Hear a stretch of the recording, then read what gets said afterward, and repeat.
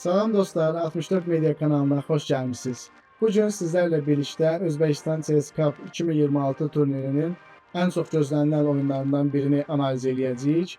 Ağ fiqurlarla, yəni Nepomişi, qara fiqurlarla isə Hans Niemann qarşılaşır.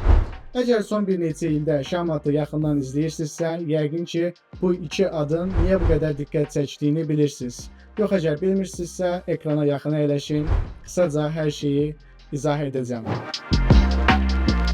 Bu oyun təkcə iki güclü Grossmeister'ın qarşılaşması değildi. Onların arasında artıq bir neçə ildir davam edən gərgin münasibət var və buna görə də hər dəfə üz-üzə gələndə bütün şahmat dünyasının gözü onların üzərində olur. Əslində hər şey 2022-ci ildə başlamışdı. Hans Niemann Magnus Carlsen'i məğlub etdi və bundan sonra böyük qalmaqal yarandı. Carlsen açıq şəkildə Hans'a etibar etmədiyini göstərdi və şahmat dünyasında uzun müddət fırıldaqçılıq mövzusu müzakirə olundu. Hans əvvəllər onlayn şahmatda qaydaları pozduğunu etiraf etsə də, klassik turnirlərdə buna dair heç bir sübut ortaya qoyulmadı. Amma buna baxmayaraq bir çox tanınmış şahmatçı ona qarşı ehtiyatlı münasibət göstərməyə başladı. Jan Nepomniachtchi də həmin şahmatçılardan biri idi. O turnirlərdə təhlükəsizlik tədbirlərinin sərtləşdirilməsini dəstəkləyirdi. Hans isə sonradan bəzi elit turnirlərə dəvət almamasında Nepomniachtchi də daxil olmaqla bir neçə Grossmeisteri günahlandırdı. Bundan sonra onların münasibətləri daha da gərginləşdi. Bu ilin əvvəlində onlar hətta xüsusi təşkil olunmuş maçda da qarşılaşdılar. Lövhə arxasında gərgin mübarizə getsə də, hiss olunurdu ki, söhbət təkcə şahmatdan getmir. Maç bitəndən sonra da qarşılıqlı söz atışmaları davam etdi. Buna görə də Özbəkistan CSKA turnirində də onların yenidən qarşılaşması hamının marağına səbəb olmuşdu. Hətta oyundan əvvəl keçirilən texniki iclasda Nepomniachtchi Hansla əl sıxmadı. Bu görüntülər qısa zamanda bütün şahmat mediasına yayıldı və artıq ilk gediş edilməmiş, hamı başa düşürdü ki, bizi çox prinsipial bir oyun gözləyir. Bəs bütün bu gərginlik lövhə arxasında özünü necə göstərdi? Nepomniachtchi rəqibini hansı planla üstələdi? Hans harda səhv etdi? Gəlin indi partiyaya keçək və bütün bunlara birlikdə baxaq. Hörmətli izləyicilər, oyuna keçmədən öncə kanala abunə olub, videonu bəyənməyi unutmayın.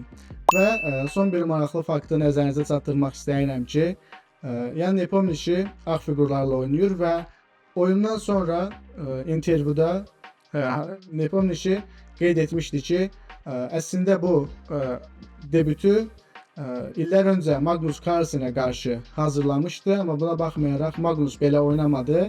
Bu tələyə isə Hans Niemann düşdü. Gəlin birlikdə sizlərlə oyunu analiz etməyə başlayaq. Y4, Y5, at F3, at C6, fil B5. Hazırda biz taxtada Y4 açılışından sonra İspan debütünü görürük. A6, fil A4, at F6, qala qurma, fil Y7 və burada bəzi gedişlər var ki, ağlar D3 ilə davam edə bilər və yaxud at C3. Nepo burada top Y1 gedişini seçir. B5, fil B3, qala qurma və A4. Əslində burada daha çox şahmatçılar C3 gedişini oynayır və qaralar D5 gedişindən sonra Marshall qambitinə üst tuta bilər və qaralar üçün bu çox güclü debüt hesab olunur. A4, B4 və D4 gedişlərindən sonra Hans Niemann burada D6 oynayır, D vurur Y, at vurur Y5, at vurur Y5, D vurur Y. Vəzirlər dəyişilir və at D2 gedişindən sonra at F3 xanasına gələrək piyadaya hücum etmək istəyir. Hans Niemann fil C5 filini inkişaf etdirir, at F3 və at C4 gedişlərindən sonra Niemann həm piyadasını qoruyaraq, həm də rəqibin F2 piyadasına hücum eləyir və hələ də bu Jan Nepomniachtchinin hazırlığıdır. Fil Y3, fil vurur Y3, F vurur Y. Biz görürük ki, burada piyadalar qoşulaşdı, amma buna baxmayaraq qeyd etmək lazımdır ki, qaraların F7 piyadası da zərbə altındadır və bəzən at J5 gedişləri ilə piyadaya hücum etmək olar. Top D6, Nepo fili D5'ə qoyaraq mərkəzləşdirir və rəqibin topuna hücum eləyir. C6, fil yenidən qayıdır B3 və çox maraqlıdır ki, bu bir F hazırlığıdır. Hələ də fil Y6, top D1, top D8, toplar dəyişilir və fillər də dəyişilir. Burada F vurur Y oynanılır, amma top vurur Y6 oynanılsaydı düşünürəm ki, burada ağlar sadəcə top D1 oynayaraq topu açıq xəttə qoyub rəqibin mat təhlükəsi ilə qorxuda bilərdi. Burada Hans Niemann F gedişini seçir və bizi çox maraqlı bir piyada strukturu qarşılayır. Y xəttində 4 dənə piyada var. Şah F1, at F6, hal-hazırda at F6 ilə Y4 piyadasına hücum var. Şah Y2. Nepo bu piyadanı qorumur, at vurur Y4 və top D1. Çox maraqlıdır ki, hal-hazırda 24-cü gedişdir və yəni Nepo'nun işi təxminən 2 və 3 dəqiqə xərcləyib 24 gedişə. Top D5, toplar dəyişir. Burada əgər qaralar toplar dəyişsəydi, yenə də at vurur G5 təhlükəsi mövcud idi və daha sonra C6 piyadasına da hücum etmək olardı. Top D5 gedişindən sonra Niemann istəyir ki, ağlar top D5 vursun və piyada strukturu düzəlsin. At vurur Y5, C5 piyadaya hücum idi və bu piyadanı qorumaq lazımdır. Şah F3, Şah F8. Şahlar oyun sonunda əlbəttə ki, inkişaf edilməlidir, aktivləşdirilməlidir. At C6, Şah Y8, at B8. Hal-hazırda 6 piyadasına hücum var və qaralar Şah D8 oynayır. Niyə görə A5 olmaz? Çünki A5-dən sonra at C6 ilə yenidən A5 piyadasına hücum edə bilərik. Qaralar Şah D8 oynayır, at vurur 6 və burada Niemanndan kobud səhv gəlir və Şah C8 oynanılır. Hal-hazırda 30-cu gedişdir və Jan Nepomniachtchi hələ də sürətli şəkildə oynayır və inanılmaz bir debüt hazırlığıdır. 30 gediş burada Nepomniachtchinin analizi davam edir. Şah C8 isə səhv gedişdə, düzgün gediş burada. Şah D7 olardı ki, Şah bu istiqamətdə yaxınlaşmalı idi. Şah C8-dən sonra Jan Nepomniachtchi atı qurban verir. Zaten hal-hazırda atın çıxışı mümkün deyil və bunun qarşılığında qaraların bir neçə piyadasını udmaq mümkündür. Şah vurur 6 və Şah D5. Hal-hazırda lövhədə biz görürük ki, qaralar at qazandı, amma özünün 3 piyadasını itirdi və hətta 4-cüsünə də yaxındır və ağların çox sayda keçid piyadası olduğu üçün qaralarla müdafiə olunmaq qeyri-mümkündür və ağlar burada qələbəyə çox yaxındır.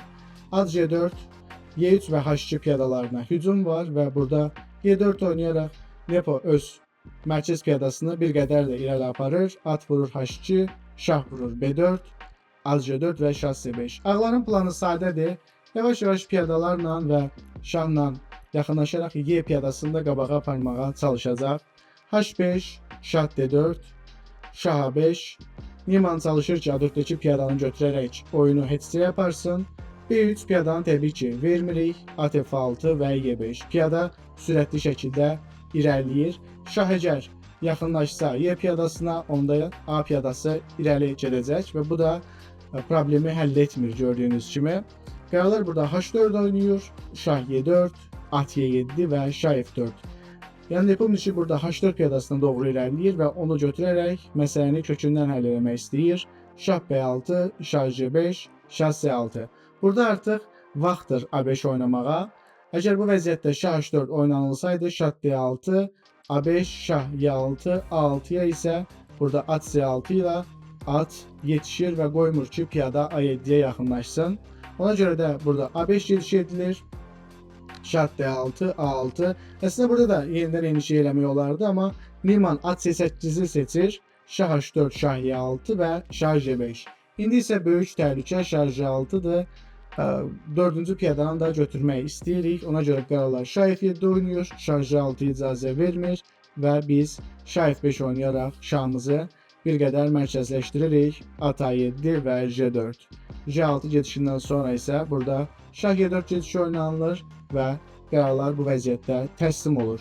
Niyə görə təslim olur? Çünki məsələn deyək ki, Şah Y6 oynasa, biz C4 ilə və daha sonra B4 ilə irəliləyə bilərik. Hətta birbaşa B4 gedişi də oynanıla bilər və daha sonra C4 və piyadaların qarşısını almaq mümkünsüzdür. Şah əgər gəlib piyadalara yaxınlaşsa, o zaman J6 piyadası itiriləcək və qaralar məğlub olacaq. Və bu vəziyyətdə də qaralar təslim olur, hörmətli izləyicilər.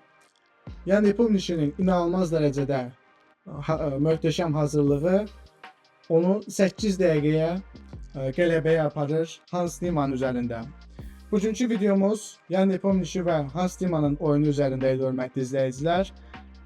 Digər videolarda hansı oyunun analizini istəyirsinizsə qeyd edə bilərsiniz şərh bölməsində. Və bugünlük bu qədər. Gələn videolarda görüşənədək. Hələlik özünüzə yaxşı baxın.